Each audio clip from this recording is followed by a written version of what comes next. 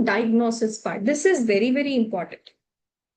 Not just very, very important, it's very, very, very important, because definitely you will be asked about the diagnosis in your viva, at least in your practical viva at least. Okay, so that's why I've given additional points here, not just focusing on just essay point of view. I have given you additional points that will be useful for your practical purposes also.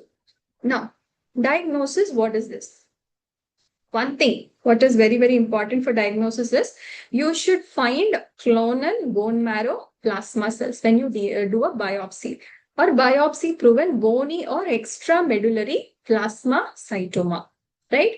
In addition to this, you must have one or more myeloma defining events.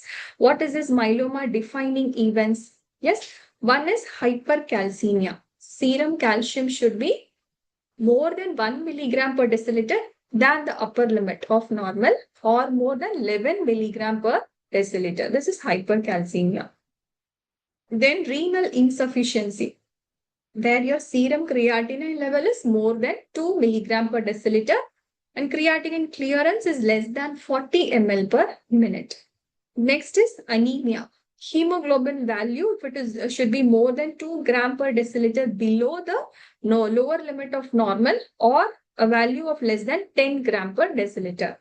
Then bone lesions, one or more osteolytic lesions on any X-ray or CT or PET-CT like that. Okay, so this is what this is about your features. So one are myeloma defining events: hypercalcemia, renal insufficiency, anemia, and bony lesions.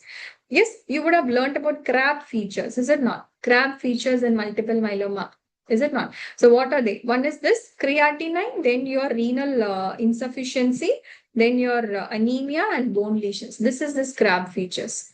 Next, what do you have? One or more of your following biomarkers of malignancy. What is the biomarker of malignancy here? Clonal bone marrow plasma cell percentage should be more than 60%. Okay, next is serum free light chain ratio.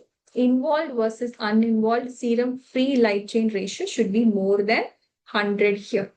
Okay, if you were going to see involved kappa or involved lambda. Involved kappa means more than 100. Involved lambda light chain means it is less than 0.01.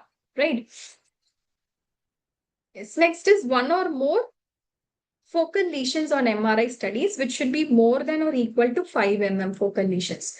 Okay, so this is about the diagnosis of multiple myeloma. So what should be present?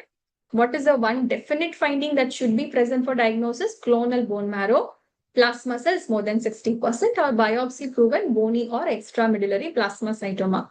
In addition to that, you should have one or more of the multiple myeloma defining events. Okay, MDE, myeloma defining events, which is this CRAB feature, right? CRAB features are nothing but your calcium levels, renal insufficiency, creatinine levels, then anemia, bony lesions.